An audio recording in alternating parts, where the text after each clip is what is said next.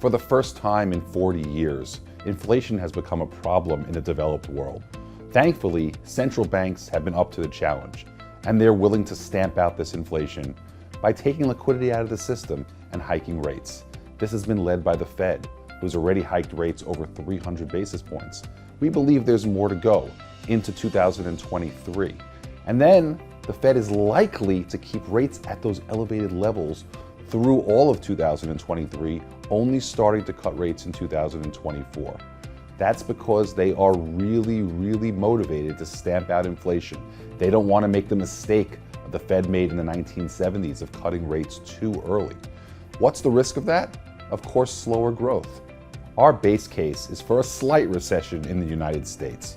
More likely a little deeper recession in Europe, given that inflation is a bigger problem there, and the ECB is going to have to take greater action to bring inflation under control.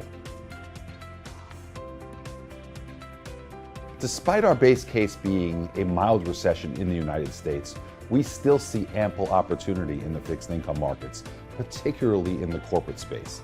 You see, this will be the first time on record that entering a recession, companies didn't spend the previous year or two leveraging up their balance sheets. Instead, what companies did in a period of very low rates was pay down debt and term out debt.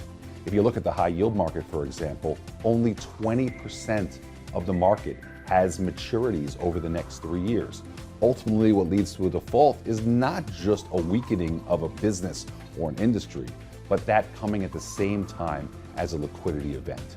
So we actually believe that defaults and loss rates are going to be quite low in the credit markets, and think that yields that are quite a bit higher than they've been in a long time are going to lead to very strong returns for investors that stick the course.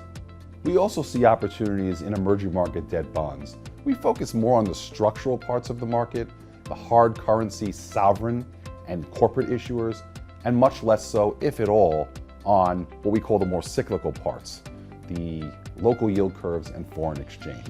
We're seeing opportunities particularly on the corporate side today.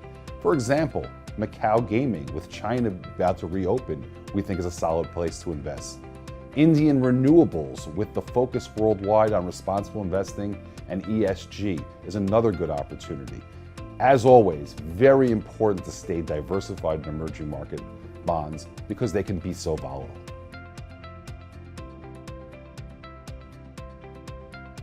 Times are uncertain. Markets are very volatile, but investors need income. So what are they supposed to do? How do they navigate these very perplexing markets? In our view, the most important thing is to stay the course. Let the power of time work for you. Yes, in the short run, prices can go up and down. You can have volatility. But in the long run, time is your friend in fixed income. Every day that goes by, you earn that coupon. And as long as the issuer, be it a company or some other entity, makes good on their obligations, you're going to get back your money at the end of the day. Being on the sidelines, even for a short period of time, can be very harmful to investors.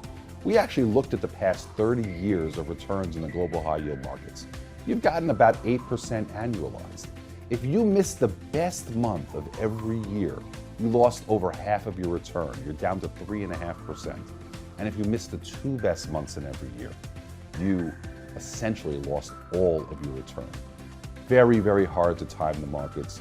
Long-term investors get rewarded time and again, especially at these higher yield levels. No one can guarantee that you're going to have a positive return in the next 2 or 3 months. But it would be very surprising to us if over the next 2 or 3 years, investors didn't have a very positive experience from here investing in fixed income.